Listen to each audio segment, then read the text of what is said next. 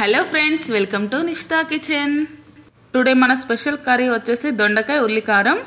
మీకు కూడా రోజు చేసే దొండకాయ కర్రీ తిని తిని బోర్ కొడుతుందా? ఒక్కసారి ఇలా కొత్తగా ట్రై చేయండి, మళ్ళీ మళ్ళీ తినాలనిపిస్తుంది. పిల్లలు కూడా చాలా ఇష్టంగా తినేస్తారు. వేడి వేడి అన్నంలోకి ఇలా ఒక్కసారి ట్రై చేయండి, చాలా టేస్టీగా ఉంటుంది. ముందుగా 1/2 kg దొండకాయలు తీసుకొని శుభ్రంగా కడిగి ఇలా గుత్తి వంకాయ టైప్లో కట్ చేసుకొని పక్క పెట్టుకుని ఇందులోనే ఒక 2 ఉల్లిపాయలు కట్ చేసుకోండి. ఇప్పుడు స్టవ్ పైన ప్యాన్ పెట్టి 1 టేబుల్ స్పూన్ ఆయిల్ వేసి ఇందులో జీలకర్ర అండ్ మనం కట్ చేసి పెట్టుకున్న ఉల్లిపాయల్ని వేయండి. ఈ ఉల్లిపాయల్ని కొంచెం ఫ్రై చేయాలి. ఇలా కొద్దిసేపు ఫ్రై అయ్యాక ఇందులో 1 టేబుల్ స్పూన్ ధనియాలు యాడ్ చేయండి. ఇందులోనే కొంచెం చింతపండు కూడా వేసి ఒక 2 మినిట్స్ బాగా ఫ్రై చేయండి. ఇలా ఫ్రై చేశాక ఇందులో వెల్లుల్లి రెబ్బలు కూడా వేయండి.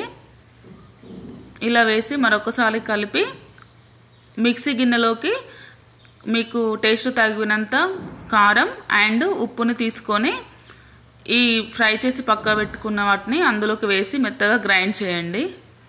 ఇప్పుడు అదే ప్యాన్లో ఇంకొక 2 టేబుల్ స్పూన్ ఆయిల్ వేసి మనం కట్ చేసి పక్క పెట్టుకున్న దొండకాయ ముక్కల్ని వేయండి.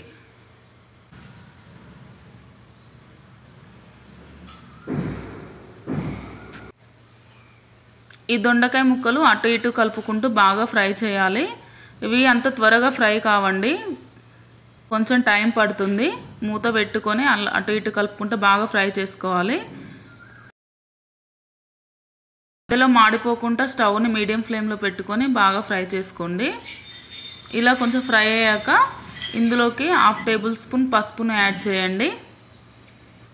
ఇలా మరొక 2 మినిట్స్ ఫ్రై చేయండి. ఇలా ఫ్రై చేశాక మనం మెత్తగా గ్రైండ్ చేసి పెట్టుకున్న ఉల్లిగడ్డ మిక్స్ని ఇందులోకి యాడ్ చేయండి. ఇలా యాడ్ చేశాక మంటని లో ఫ్లేమ్లో పెట్టి ఒక 5 మినిట్స్ మగ్గనివ్వాలి. అంతేనండి, ఎంతో టేస్టీగా ఉండే దొండకాయ కర్రీ అయితే మనకు రెడీ అయిపోయింది. ఒక్కసారి మీరు కూడా ఇలా ట్రై చేయండి, మళ్ళీ మళ్ళీ తినాలనిపిస్తుంది.